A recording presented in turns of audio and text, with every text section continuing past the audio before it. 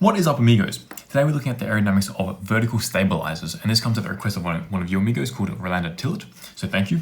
So we're going to be going through what is a vertical stabilizer, how it works, and something called horns. So first of all, what is a vertical stabilizer? This picture here shows what the vertical stabilizer is, and pretty much every plane has one. So if we have a typical plane, let's just say we have the fuselage here, and we have the wing coming out here. Then at the back, we have this tail, and the tail consists of two parts. First, we have the vertical bit, and then we have the horizontal bit. We're just going to be focusing on this vertical bit here. So what is the function of this vertical stabilizer? Well, the vertical stabilizer controls the yaw of the aircraft. So let's say this is the aircraft here. So we have the fuselage and the wings coming out like this.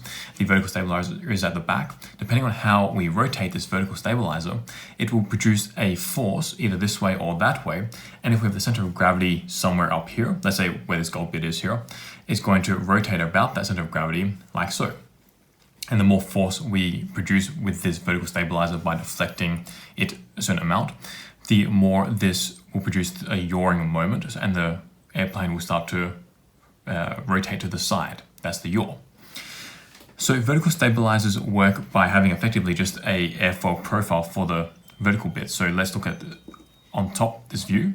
We have a airfoil like this, and one important thing is that we have the airfoil in two bits. We have the main part, then we have a flap here.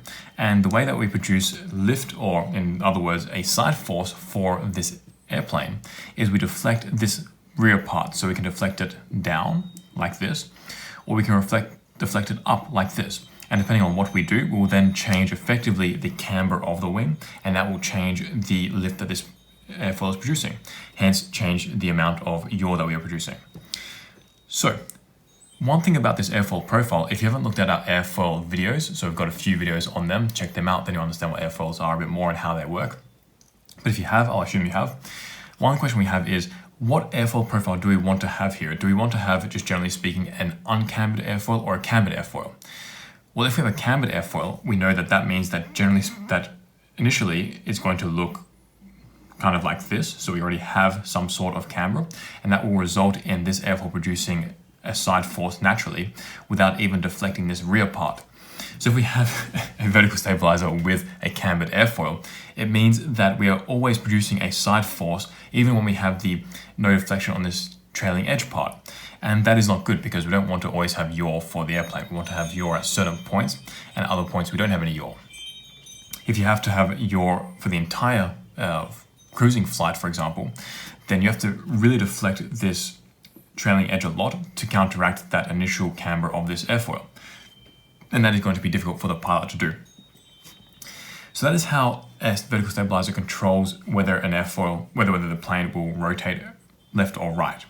So let's talk about something called horns, because this is something that is kind of being phased out, but it's still a very important feature to consider. So let's blow up this section here and come down here. So we have a big section.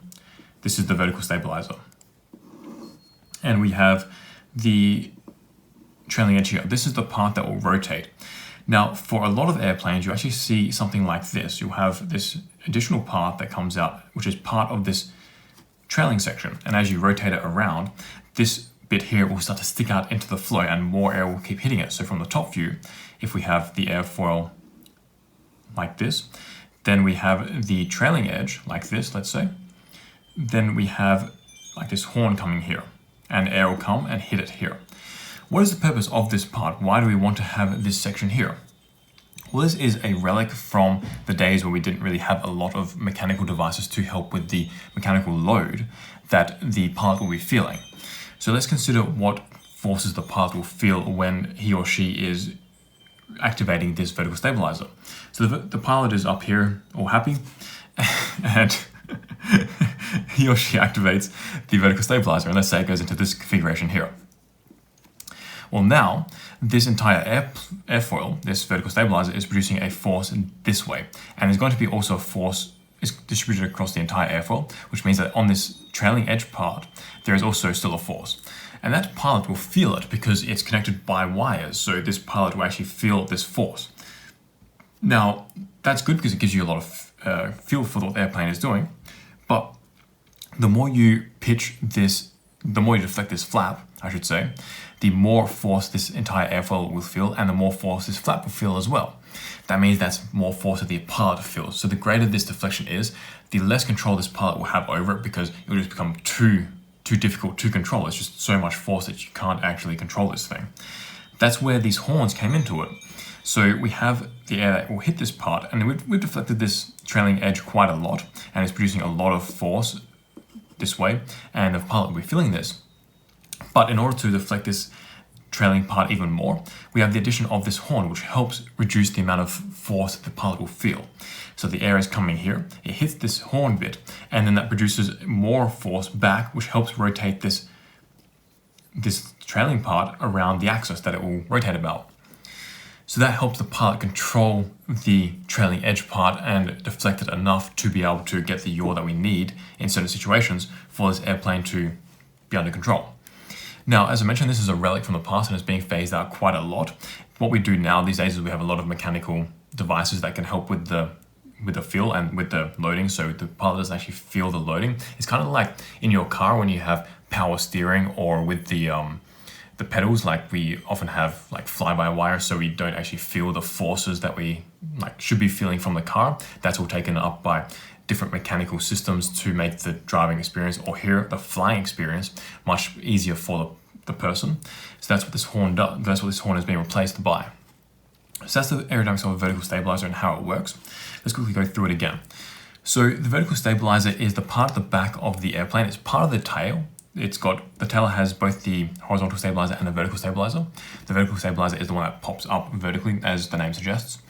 And it is a airfoil profile with no camber to begin with. And then we change the camber effectively by changing the angle of this trailing flap part.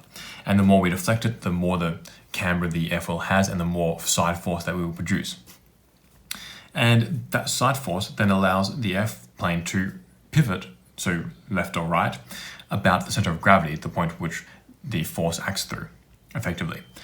And in terms of controlling these vertical stabilizers, traditionally we have something called horns, which help reduce the force that the pilot is feeling. These days they're being phased out and more mechanical systems are being used to take up this force, and the pilot can just fly around freely and not have to worry about being like a bodybuilder to be able to control these surfaces. He or she can be like a regular person, and the electronics takes care of it for him. So that is the end of the video. If you liked it, make sure to like it. If you want to see more like this, subscribe, and I'll see you next video. Peace out, amigos.